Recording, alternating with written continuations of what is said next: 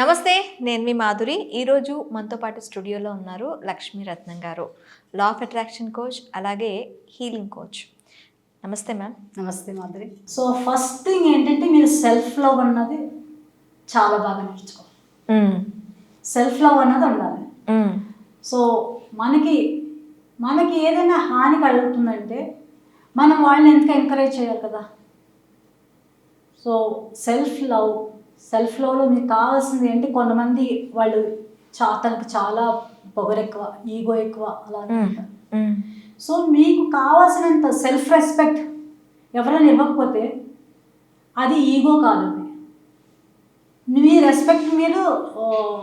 So law of attraction అవ్వాలంటే వేరేది ఏదైనా సరే మీరు ఏంటంటే మీ ఆ శక్తితో మీరు యూజ్ చేసుకొని మీ బౌండరీస్ అన్నది మీరు ఎప్పుడు కూడా నిలబెట్టుకుంటూ ఉండాలి. ఓకే, బౌండరీస్ అనేవి ఖచ్చితంగా ఉండాలి, కంపల్సరీ ఉండాలి. సో అది ఏ రిలేషన్షిప్లో అన్నా, ఏ సిచ్యుయేషన్లో అన్నా మీ బౌండరీ మీకు ఉండాలి. సో బౌండరీస్ అంటే అవేవో మనం పక్కన పకాడ్బందీగా కట్టేసుకొని వాళ్ళని ఇటు నుంచి రానేమో అటు నుంచి రానేమో అన్నది కూడా ఉండదు. ఎందుకంటే దే ఆర్ వెరీ ఫ్లెక్సిబుల్గా ఉండాలి.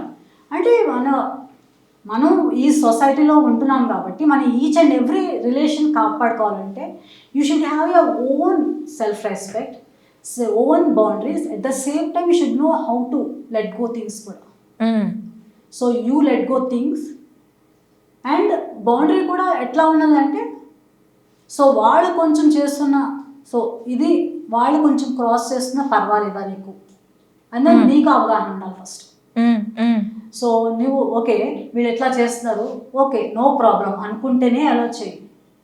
లేకుంటే నో అంటే నో, అది వాళ్ళు చెప్పినట్టు మూవీలో చెప్పినట్టు నో అంటే ఇది వేరే చోటుకి వెళ్తుందేమో, కానీ అట్లా కాదు. అండ్ మనకి ఏదైనా మీ బౌండరీస్లో నీ ఎవ్వరు డిస్టర్బ్ చేయకుండా చూసుకుంటే, ఇప్పుడు పిల్లలైనా సరే పిల్లలు వస్తారు, మమ్మీ ఇది కావాలి అది కావాలంటారు.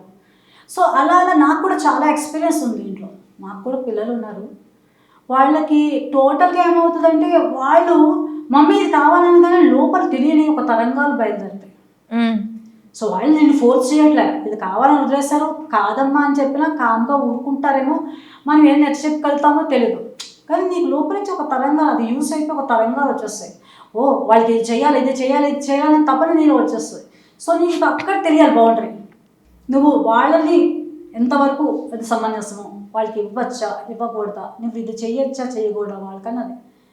సో అలాగే వైఫ్ అండ్ హస్బెండ్ కూడా మనం ఎంతవరకు మనం ఎంతవరకు వాళ్ళని ఇట్లా చేయగలుగుతాము, మనం ఎంతవరకు ప్రతి రిలేషన్లో కూడా మనకి గౌరవం అన్నది కంపల్సరీ ఉన్నది. రెస్పెక్ట్ అనేది important. Respect is so much important. అది మీకు కూడా కావచ్చు, ఇతరులకు కూడా కావచ్చు. మనల్ని మనం ఎక్కడ తగ్గించుకోవద్దు, అట్ ద సేమ్ టైం పక్క వాళ్ళని కూడా తగ్గించకూడదు. అంటే మనం కోపం వచ్చినప్పుడు we automatically try to blame them and that. So ఆ బ్లేమ్ థియరీ కూడా మనం ఎప్పుడు కూడా పాటించుకోవద్దు. ఓకే, సో ఇది చేస్తూ ఉంటే we can have a good relationship. అది ఓకే. ఫర్గివ్నెస్ అనేది ఎలా ఉండాలి అంటారు?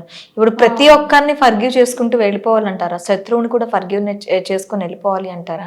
శత్రువే కదా, మనం క్షమించినంత మాత్రాన అవతల వాళ్ళు క్షమించరు కదా. యాక్చువల్గా ఇప్పుడు నేను చెప్తాను, మీ ఇంట్లో ఇప్పుడు క్లోత్స్ ఉన్నాయి, ఆ క్లోత్స్ ఇవాళ ఉతకలేదు అనుకోండి, కానీ వాళ్ళు ఏమంటారంటే సరేలే ఏముంది ఈ జత తీసుకొచ్చి నీ వీపు కడతారంటారు. సో అలా ప్రతిరోజు ఒక వారం రోజులు ఉతకట్లేదు, సో నీ వీపుకే కడుతున్నారు, ఎంత వచ్చి కడుతూనే ఉన్నారు. సో నీకు వారం తర్వాత ఎట్లా అనిపిస్తుంది, ఫస్ట్ డే ఎట్లా అనిపించింది, వారం తర్వాత ఎట్లా అనిపించింది, బరువు పెరిగిపోయింది, అసలు నడవలేవు, వంగిపోతావు. నీ స్ట్రెంత్ అంతా ఇప్పుడు దానికే పెడుతున్నావు. ధ్యాస ఏ పని చేసినా నడవాలని కాదు, అసలు నుంచోవాలని ధ్యాస అంతా ఎక్కడ ఉంటుంది, వెనకాతలు బ్యాక్ ఉన్న దాని మీదే ఉంటుంది. సో వాడు ఎంత శత్రువు అయితే నీకు ఎందుకు, అంతే కదా. వాడు ఎంత గొప్ప శత్రువు అయినా నువ్వు వాళ్ళ తలుచుకుని నువ్వు మొదలు పెడుతూ ఉంటే నీ శరీరం నీకు హాని కలుగుతుంది. సో నీ శరీరాన్ని నీవు బాధిస్తున్నావు, ఇతరులు తను బాధించింది వేరు, దానికి తోడుగా నువ్వు కూడా బాధిస్తున్నావు ప్రతిరోజు, అది కదా. సో ఎప్పుడైతే ఆ శత్రువుని మనం క్షమించామనుకున్నాము, సో మనం ఏమనుకోవాలంటే ఓకే ఇప్పుడు ఇలా జరిగింది కదా, సో చాలా చిన్నపిల్లాడు అనుకో, ఉమ్, వాడు ఎక్కడ పడితే అక్కడ పాస్ పోస్తున్నాడు. ఉమ్, సరే ఏం చేస్తాం, చిన్నపిల్లాడు తుడుచుకుంటాం. తుడుచుకుంటాం, లేకపోతే డైపర్ వేస్తాం. అవును. కానీ తెలియాలి నీకు, తన చిన్నపిల్లాడు అట్లా పాస్ పోస్తాడు, దానికి కేర్ ఏం తీసుకోవాలన్నది మాత్రం నీకు తెలియాలి. ఉమ్, ఉమ్, సో అదే విధంగా మనకి ఇప్పుడు ఒకళ్ళంటే మనకి ఇట్లా ఉన్నప్పుడు, సో లెట్ గో, వాళ్ళంతా చిన్న మనస్తత్వము, they are not in comparison with me. Um, నా స్థాయికి తగ్గవాళ్ళు కాదు వాళ్ళు. ఉమ్, సో వాళ్ళకి అర్థం కాదు కదా. ఇప్పుడు హై క్లాస్గా ఉన్నాము, మనకున్నది మనకి అర్థమవుతుంది, వేరే వాళ్ళకి అర్థం కాదు కదా. ఉమ్. సో ఇప్పుడు మన క్లాస్లోనే వాళ్ళు కూడా రావాలంటే కుదరదు కదా.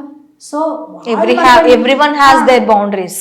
సో వాళ్ళు మనకంటే చిన్న క్లాస్లో ఉన్నారు, వాళ్ళని కూడా ఎదురిద్దాం. వాళ్ళు మన క్లాస్కి వచ్చిన తర్వాత అప్పుడు ఎట్లా ఉంటారో చూద్దాం అన్నట్టు చేసుకోవాలి. బట్ ఇక్కడ చాలా ఒకటి బాగా గుర్తుపెట్టుకున్నదని, don't forget. Okay.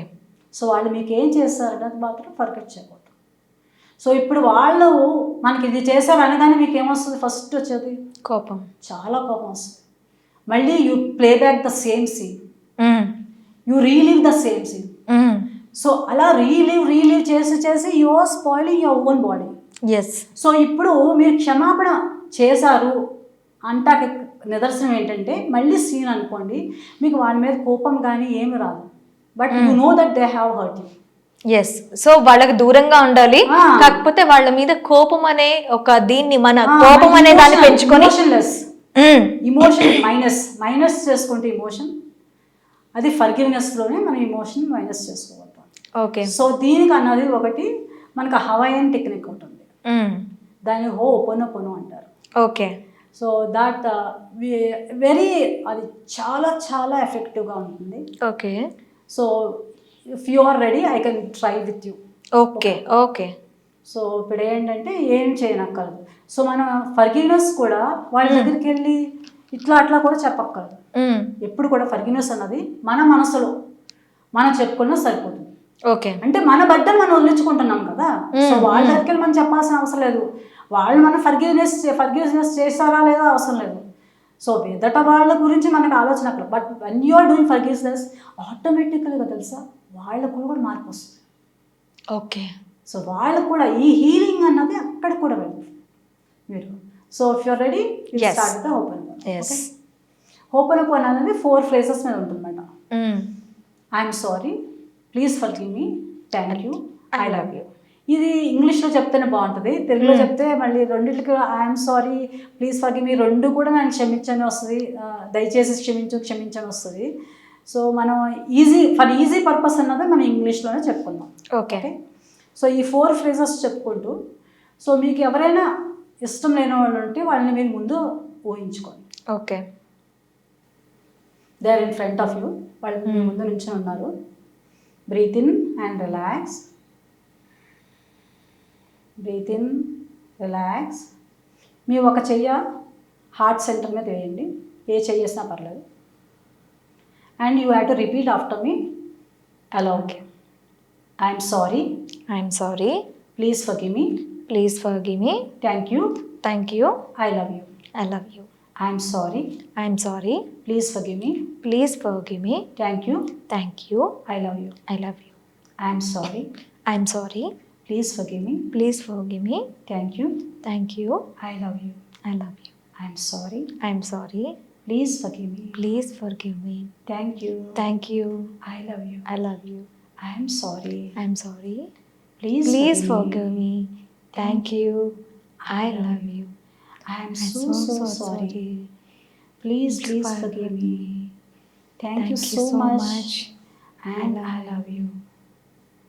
I'm sorry, I never realized what you're going through. I'm so sorry.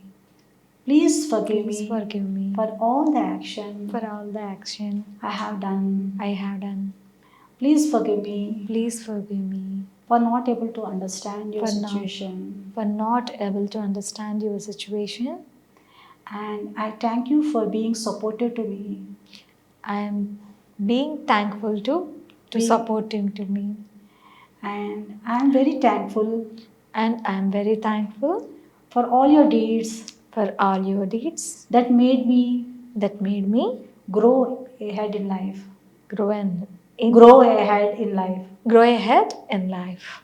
Thank you for making me Thank you for making me understand what is right and what is wrong. what is right and what is wrong. I am so thankful for you And so thankful for you that you made me grow grow in my life, in my life, able to forgive others able to forgive others and forgive myself. and forgive myself. I am so And so thankful to you. thankful to you. It is okay if you are feeling overwhelmed, and sometimes you may even cry, but don't stop your emotions. You can go ahead. I am very thankful to you. I am sorry. I am sorry. Please forgive me. Please forgive me. Thank you. Thank you. I love you. I love you. I love the way I love the way we were together we were together at that point of time, at the point of time. and I am so I am so happy that happy that we are all together we are all together at that point of time, at the point of time. and I am thankful for you And I am thankful for you for showing up in my life and showing up in my life and teaching me lessons, and teaching in lessons and I'm thankful for the lessons you have taught me. and thanking the lessons you have told me. I'm thankful for you. And thankful for you. Be in silence for some time. Let the energy healing happen. Let the energies flow in through you. Now you can gently rub your heart center with your hand. Then you can slowly rub both your palms. Face, put them on your face gently, and you can open your eyes with a big smile on your face. So how are you feeling? Very good, ma'am. Yeah, you can have a very good results.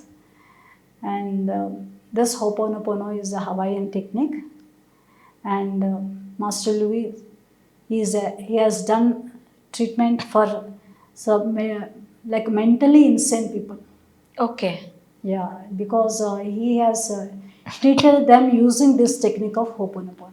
Okay. So it is very helpful. You can even use in daily life, and daily you can even chant like that depends on your chanting. These 4 phrases can be chanted 108 times as one mala. Otherwise it is up to you, 21 times, 51 times. So you just nothing is all also. You just go on chanting these 4 phrases, then something comes out. Okay. Which has to be healed. And you can take that as a healing and do healing. Thank you, ma'am. Thank you very much. Thank you for being for the healing session today. And thank you all the angels for showering on both of us. Thank you so much. Thank you. Thank you, ma'am.